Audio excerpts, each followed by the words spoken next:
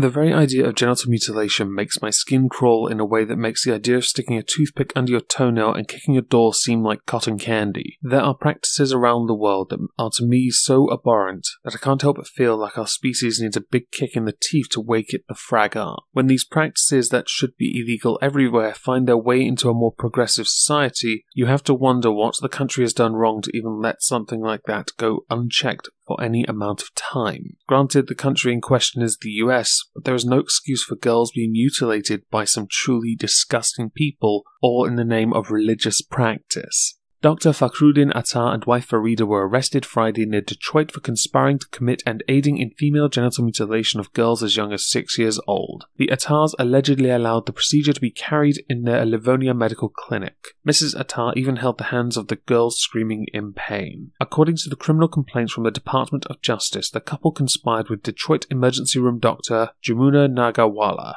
Nagawala was arrested last week for performing the procedure on a number of girls. This investigation has identified other children who may have been cut by Nagawala at Attar's clinic between 2005 and 2017, including children in Michigan. On April 10, 2017, child forensic interviews employed by the FBI and HSI interviewed several minor girls in Michigan. In these interviews, multiple minor girls informed forensic interviews that procedures had been performed on their genitals by Nagawala. One minor girl said that Farida was present during the procedure performed by Nagawala, the complaint states. During her court appearance earlier this week, Dr. Nagawala's attorneys denied F.G.M.'s mutilation and said the procedure is basic religious practice. This conspiracy is the first F.G.M. case in the United States. For the sake of the next part, I want to read the definitions of female genital mutilation, which is taken directly off the Attar complaint.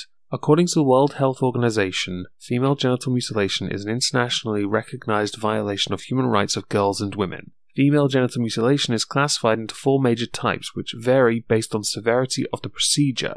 The following information regarding the types of female genital mutilation is published by the World Health Organization. Type 1, often referred to as clitoridectomy. This is the partial or total removal of the clitoris, and in very rare cases only the prepuce. Type 2, often referred to as excision. This is the partial or total removal of the clitoris and the labia minora, with or without excision of the labia majora. Type 3, often referred to as infibulation. This is the narrowing of the vaginal opening through the creation of a covering seal. The seal is formed by cutting and repositioning the labia minora or labia majora, sometimes through stitching with or without removal of the clitoris. And type 4, this includes all other harmful procedures to the female genitalia for non-medical purposes. Examples include pricking, piercing, incising, scraping, and cauterizing the genital area. Now I'd like to quickly read off what the US law states on female genital mutilation.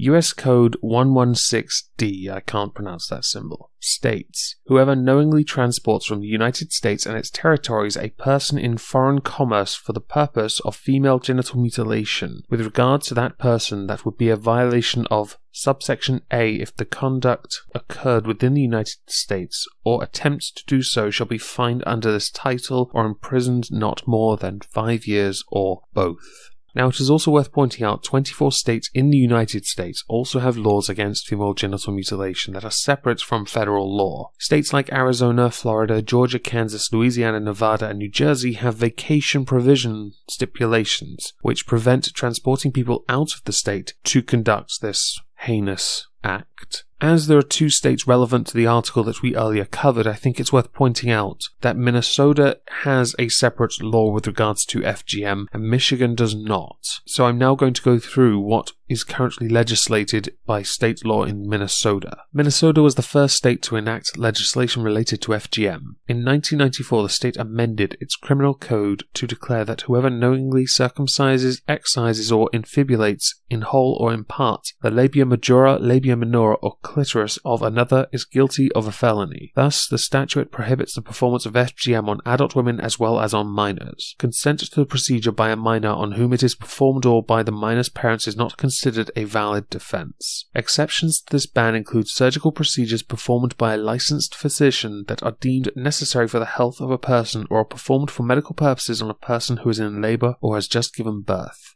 Minnesota also enacted legislation in 1994 requiring the Commissioner of Health to carry out appropriate education, prevention, and outreach activities in communities that traditionally practice F.G.M. The aim of these activities is to inform such communities of the health risks and emotional trauma resulting from F.G.M, as well as to inform them and the medical community of the criminal penalties associated with the practice. I just want to quickly highlight before we continue that the two girls in the earlier mentioned article were led to believe they were going on a girls' trip. So not only were they lied to by their family, but they were also violated. They were taken across state line to avoid Minnesota's own state laws on the subject, flouting laws there that were supposed to protect them. And before someone pounces on that, I do not mean it is the girl's fault. It is entirely the fault of the family and the doctor. So the parents, doctor, and anyone else within the community, if the community that they are a part of played a part in this, are entirely to blame for doing this to those girls.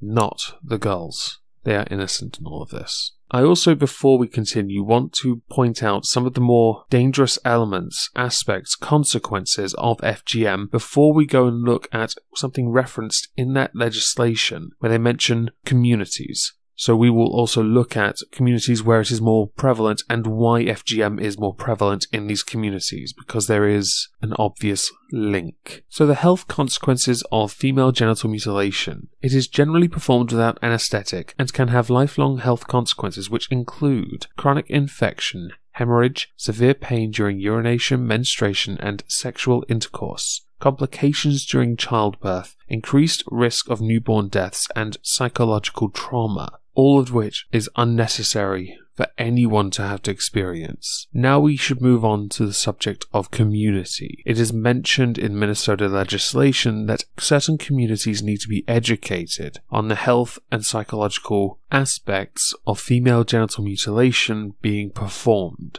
So to look at the more community-related elements and areas where it is more prevalent along with reasons, we're going to go to UNICEF because it will provide answers. Oh, and I just want to quickly point out, if in fact this alleged story is true, like I've earlier stated, I believe I have already, the doctor and the parents flouted Minnesota law to commit a symbolic act, a religious practice, quoted from the article. In the description below, there is a link to UNICEF. UNICEF have country profiles that was published on August 17th, 2016. You may then choose a country to download a PDF for on female genital mutilation and cutting country profiles.